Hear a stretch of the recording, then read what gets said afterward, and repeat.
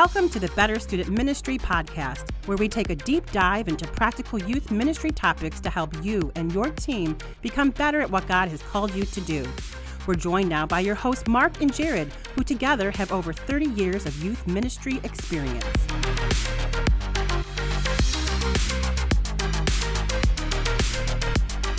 Hey everybody, welcome to Better Student Ministries. My name is Jared. Is this where I'm supposed to introduce myself? This is where you're supposed to introduce And my yourself. name is Mark. Mark, what's up, man? Hey, I'm so glad to finally be brought to the table. You wouldn't let me be a part of Multiply podcast, which you should all check out online, even though I'm not a part of it. Thank you for that. Thank you for that plug. I expect to get some kickbacks. Isn't that how that works? Absolutely, we will kick you back. Whatever money we've made, we'll give you 10%. So, which is zero. But hey, everybody, so glad you're with us. We're excited about this kind of new venture we're doing with Better Student Ministries. If you don't know what Better Student Ministries are, or maybe you're just the first time you've heard about us is this podcast, our goal is to resource youth ministries and youth leaders. And the way that we do that, one is through a series of training videos that are focused on practical aspects of youth ministry, where Mark and I kind of discuss some things that we've learned, and then we challenge you to watch it with your team and discuss some things that you've learned and how you can apply some of the concepts we talk about into your youth ministry. And we include in that some discussion questions for you on a PDF. You can find that at our YouTube channel, Better Student Ministries, also on our Facebook page, Better Student Ministries. But this, Mark, is our Better Student Ministries podcast, which is where we take a deep dive into these topics. Yeah, one of the things that's a priority for us, specifically with the video content, is we want it to be something that's beneficial to you youth leaders to work through together. And so time is kind of a specific thing for us with that video content, because we want it to be digestible and manageable in a short period of time so that there's intentional built-in time to debrief as a group. So there's a lot of things we recognize, and we even mention this throughout the videos, like it's not an exhaustive conversation on any particular topic. It's to kind of whet the appetite a little bit for the idea, and then say, okay, now how does this apply to our specific context? So this gives us an opportunity to flesh things out a little bit more, to add some thoughts to things that we may not have had time to get to, but also still find it practical and helpful and useful, and maybe even share some more specifics from our own ministries. Again, not necessarily as a prescriptive thing, but a way of thinking differently about your ministry or the way that you could do things within your own ministry context. Yeah. So if you've not checked out the video series, we encourage you to do that. It's a kind of a different vibe, different format, and especially if you have a team, maybe you're a youth leader or a youth pastor, check that out. It'll be helpful for you. And of course, if you've not, this is your first time, you've only watched the videos, and you are interested in doing a deep dive, we're glad you're here. Glad you're listening to us. So today we want to dive into the topic of restarting your youth ministry.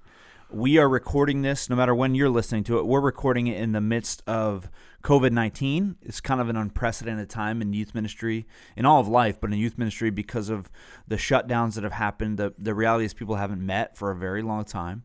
Yeah. And we're just kind of, Mark and I live in New York, but kind of across the country, everyone's a little different place, but we're starting to get back to reengaging in youth ministry in somewhat of a normal sense, meaning it's not just digital. People can start to meet for the first time. Yeah.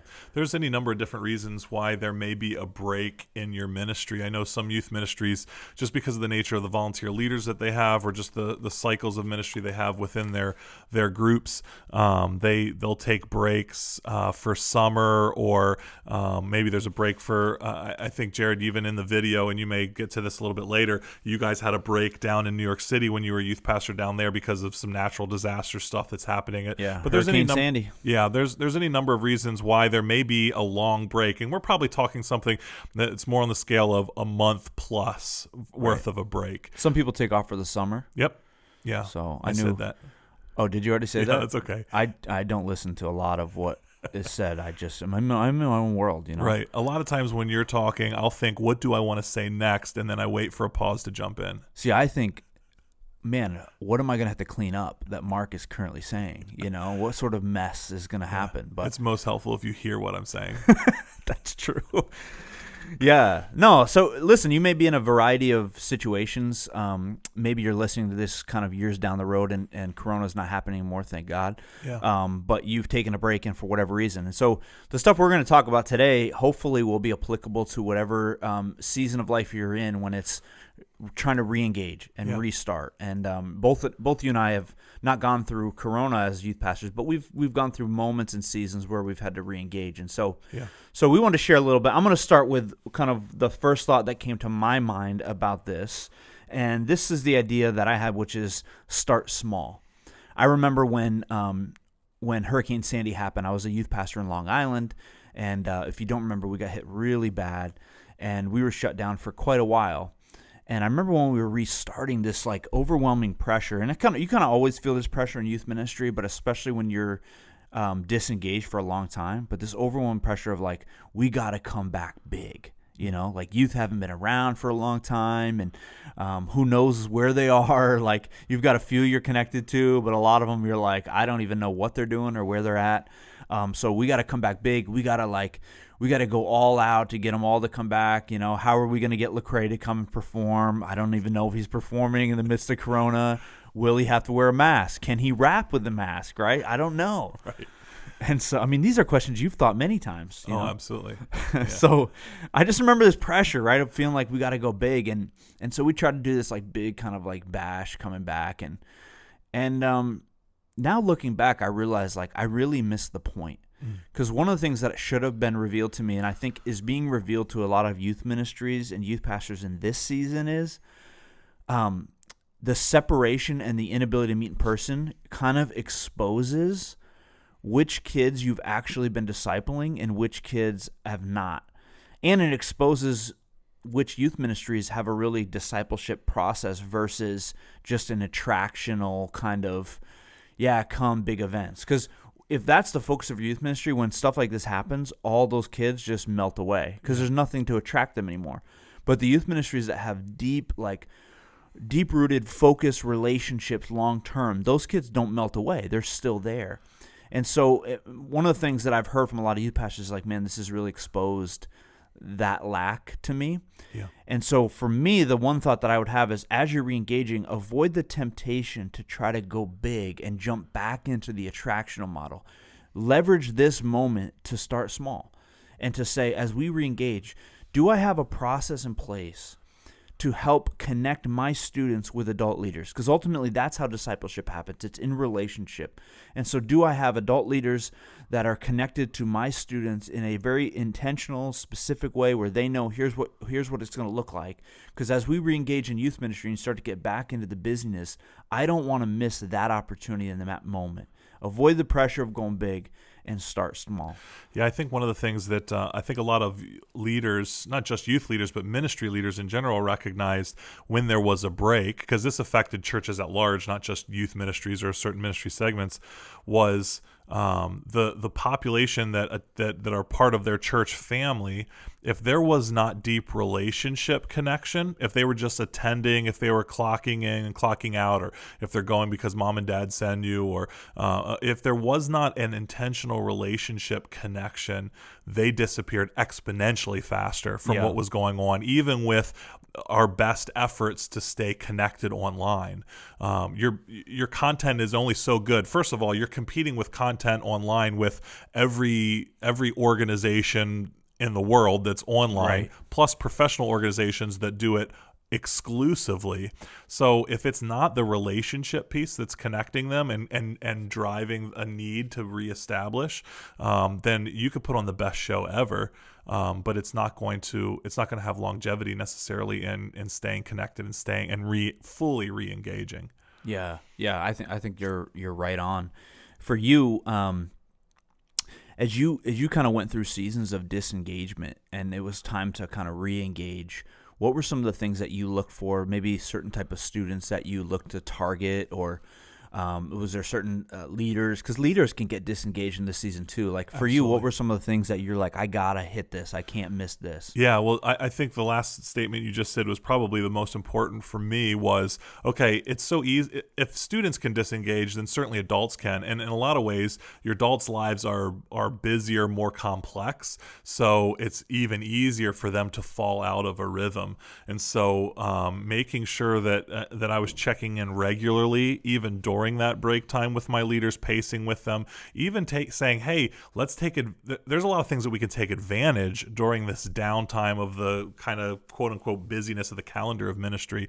And so, okay, let's be intentional about whatever downtime we have. So let's use this as a pause and reflect. And what are we doing well? What are we not doing well? What do we need to do better moving forward? And even I think one of the questions that we have in our video portion of this is asking this question: what are we learning during this downtime? Because it would be a huge miss to go right back to business as usual without taking a critical examination of what is working, what isn't working, what has this break exposed as a potential leak that you might not see just in the busyness of ministry, right? My wife and I, we're not unique in this, but we used to say to ourselves all the time, okay, the next season is the slow season, right? Like, but there is no slow season in youth ministry, right? We'd be like, okay, things will slow down in the summer. Well, no, they don't. The kids are more available. So you reengage and like, okay, school year is going to start back up. So like they'll be back in their routine. It'll slow down. No, it doesn't. Like you're ramping things up in the fall and there.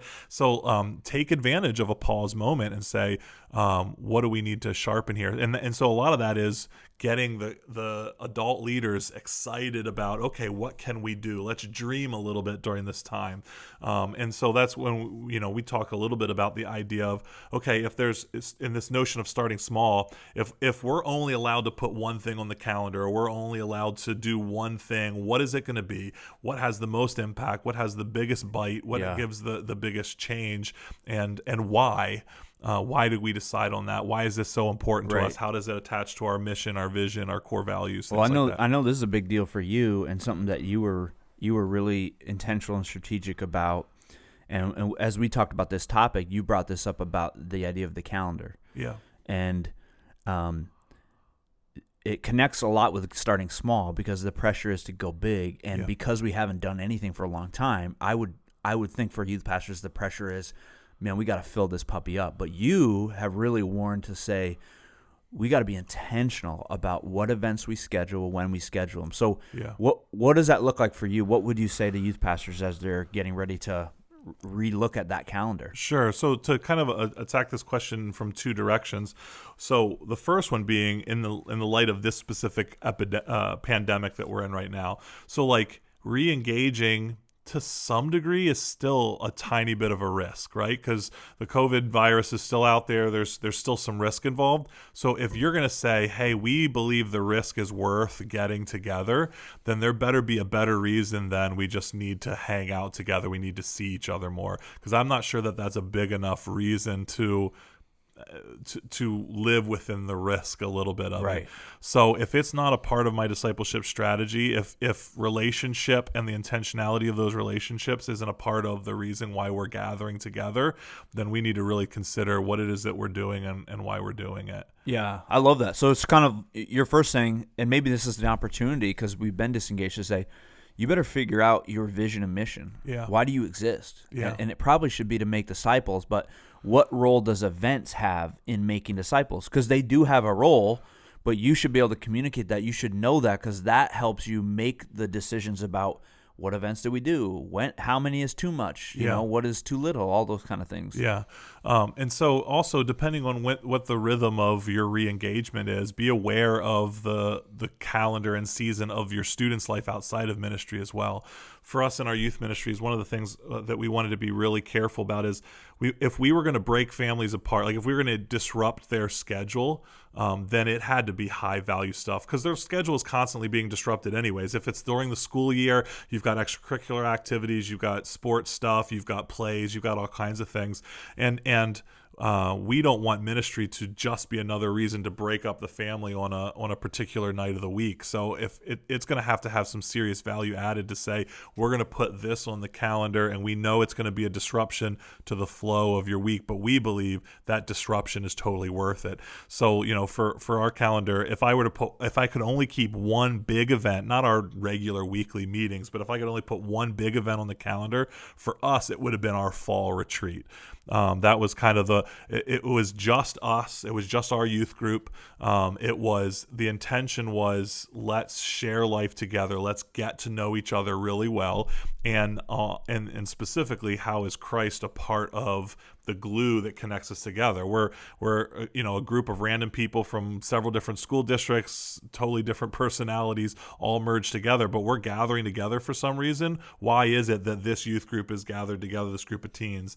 And it wasn't just because all the students attended that church, because the reality is we had plenty of students who attended no church, right, and yet they were connected with our youth group, and there was some intentional environment that was taking place there. And that fall youth group for us was casting vision for why is it so important for us to do life together. We get to celebrate with each other the good things that are going on in life, and we get to mourn and grieve the hard things, and then obviously everything in between. We encourage each other, we push each other, we strive together, and ultimately, when I'm weak, my stronger brother can lift my arms for me or redirect my face towards the Savior. And so that retreat, that one thing, was so laser focused for why are we gathering together. And I've been to one of your fall retreats, and I remember one of the things that struck me is your intentionality in that retreat to really invest leaders with students in a lot of different fashions, and celebrate students, love on students. Like,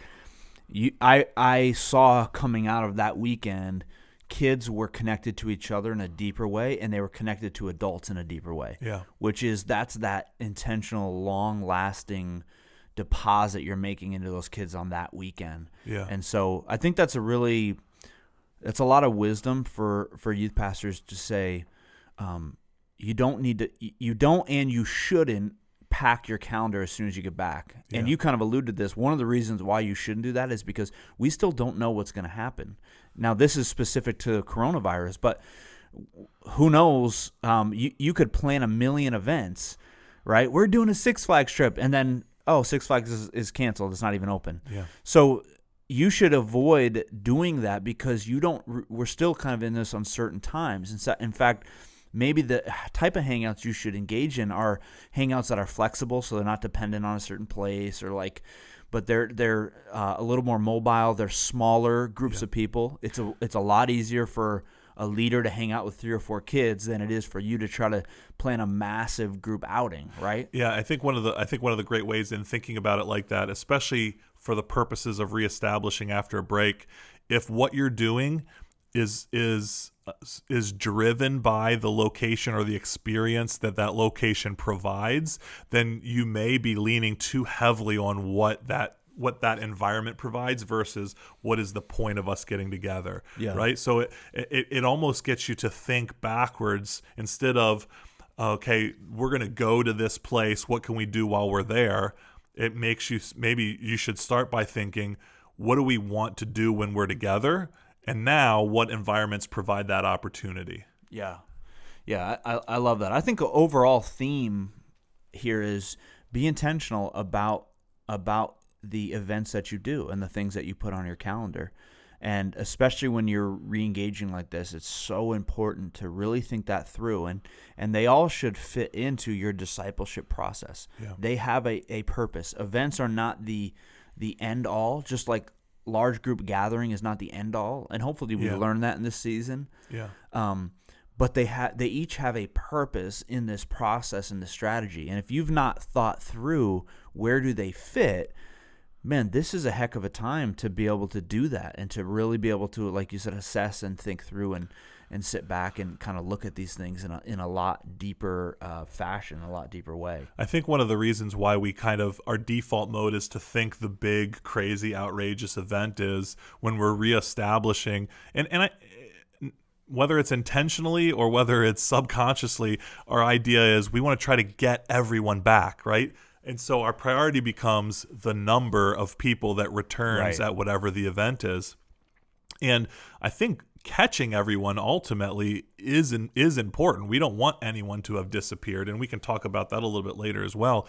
But if the intention of re-engaging is we've got to solely on the population who's coming back, then I think it'll be so easy for us to miss what we're doing when they come back. And I think that is the bigger priority. I would almost rather, okay, even if it's like for a store that does a soft open or a restaurant that does a soft open, maybe reestablishing with those who are ready to engage because of relationship that was sustained during that break is an okay place to start. And then as things then continue to ramp up, as you slowly put your foot on the accelerator, then your Right. events can kind of funnel wider and wider from there. That's really good. You didn't say this exactly, but this is kind of what I heard reading between the lines is like, it's okay if you return and it's not 100% of who used to come. Yeah. Like, in fact, you shouldn't expect that, because if that's your expectation, you're going to make decisions that probably aren't wise, and you'll probably be disappointed. So it's okay to go, we may only have 30% or 40% of the students that were engaged. That's all right. Let's start small. Let's start with who we have. That being said, I do want to hear from you. What do we do and how do we do as youth pastors and youth leaders who are listening to this are thinking about re-engaging and restarting? How do we connect with and intentionally reach out to the students who have really disengaged during this season? Yeah, I think it's okay to realize and recognize and expose the fact that they have disengaged. We can't. So you mean like we should berate them and belittle them? Yes, maybe on exactly. social media. Like, yeah, you were no good anyways. Like, fine, no, that's not what I mean. You Creaster students, you're only here at Christmas and Easter. You're only here. What would be the name for the students that only show up for like pizza parties and all nighters? Yeah, they would. I think those are just pizza called nighters? teenagers. That's just called youth ministry. Yeah. I think one of the things that is okay is with that student to recognize, hey, you haven't come back yet. And I want to know why. And it may not be a big deal. It may just be like, oh yeah, man, things got crazy and it was just so easy to get out. But I think there's a lot that could be learned. And it may, if you engage that conversation with a humble heart, I think you've got so much you can learn. And they may say things like, yeah, we were gone for 3 months and nobody even reached out and was like, hey, thinking about you, praying for you. And this is actually important to consider even when your youth ministry is not on a break. Right? Say a student has just disengaged for that plus 1 month time. Like they've been gone for 3 months. And maybe it's because of a sporting event. Maybe it's because they were in the midst of a play. Maybe it's just something as lousy is going on at home. If we're not aware of who is disengaging, whether it's the whole group or whether it's individuals, and nobody is following up with them, well, then why would they reconnect?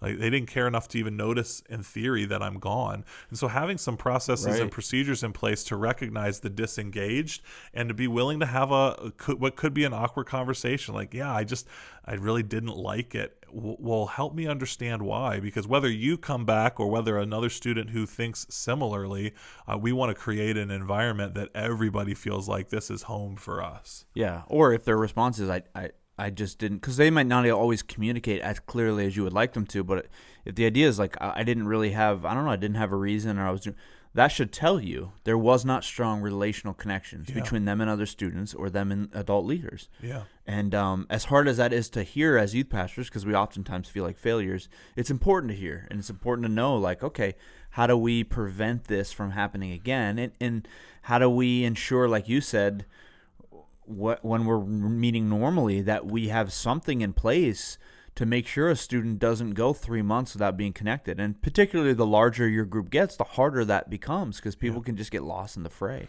Do you remember when after you guys took your break after Hurricane Stanley, do you remember how long it took to feel just normal again? Like, okay, I feel like we're back in the more or less the rhythm of things. Can you recall what that felt like, that transition period? I don't remember exactly. It wasn't that long, only because we weren't having to deal with like any sort of social distancing or stuff like they're dealing with now, you know? So mostly what we were dealing with was people's homes were destroyed. So kind of before the beginning phases of what we were doing was a lot of, hey guys, we're sign up for this project. We're going to go help, which actually was kind of a great thing because it basically was like we're going on little mini mission trips, So, I love that. How about the fact that getting back together don't be tone deaf to what's happening in the world that caused that break to begin with, right? Yeah. To pretend like we'll flip the switch and it'll just be business as usual. Meanwhile, as you identified, I got students who don't know where they're living right now, or like they're in flux transition, or we've got students who are returning to our youth ministry after COVID who have lost dear loved ones that they didn't even get a chance to have a funeral potentially yet for them, or they weren't able to be at the bedside of something because of all the restrictions. So how about be aware when we get back together, it isn't just business as usual. Let's get the marshmallows out and play Chubby Bunny right away like nothing ever happened. Right. But hey, if we're going to get back together, let's be aware that there may be some triage that needs to take place. Yeah, no, that's a great point. And I hadn't even thought about that as that wasn't anything strategic we chose to do necessarily. It was just a byproduct of what happened. But I do think one of the great things about reengaging is don't be afraid to reengage around a mission. Nothing unites kids more than engaging in the mission of God. And so what are some projects, what are some things that even in the midst of your season right now that as we come together, it's not just attractional, we got pizza for you. It's we're going to go serve, we're going to go help, we're going to go whatever, rake a lawn, mow a lawn, whatever you can find something to do. And this doesn't even have to be a whole youth group thing. Like we said, this can be some smaller. Challenge every adult leader to find a project and invite a couple students to join them. I mean, what a win that would be. I love that. And what a great way of bringing it back around again to this idea of being intentional about what you're doing, why you're gathering together. And if that's not a win, like, you know why we're getting back together? Because there's some needs out there that together we can impact more greatly than individually. And that's an easy sell for a parent who's a little nervous. And we're not just getting together because teenagers need to gather together in the same space for a period of time. Yeah. Yeah, I love that. Well, hey, guys, we're so glad that you're with us today and listening. If you've not watched, you can check out the video that we made about restarting your youth ministry, and accompanying with that, we have discussion questions for you and your team to wrestle through. So if you were wondering what Mark and I look like and who's more handsome, check out that video. You can judge for yourself. You can find it on YouTube, Better Student Ministries, or on our Facebook page, Better Student Ministries as well. And of course, every 2 weeks, you'll find one of our podcasts here. We're so glad you guys are checking us out, and we look forward to hanging out with you next time. Thanks See so you much. later. Thanks so much for listening to the Better Student Ministry podcast. If you enjoyed today's content, be sure to check out our 10-minute training videos and discussion guide for you and your team. You can find those on YouTube and Facebook by searching Better Student Ministry. Be sure to give us a 5-star rating, subscribe, and let us know in the comments what topics you would like covered. You can also email us at betterstudentministry@gmail.com.